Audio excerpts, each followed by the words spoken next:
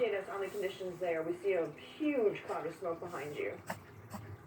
That's right. That's a little bit of an encouraging sign, actually. The fact that earlier this morning, this entire hillside was completely on fire. And as you can see, cars still passing by along the 405 freeway here in Los Angeles, headed to work as thousands face that evacuation. But as you follow the trail of the smoke here, moving across the hillside, you can see the direction of where this wind is pushing.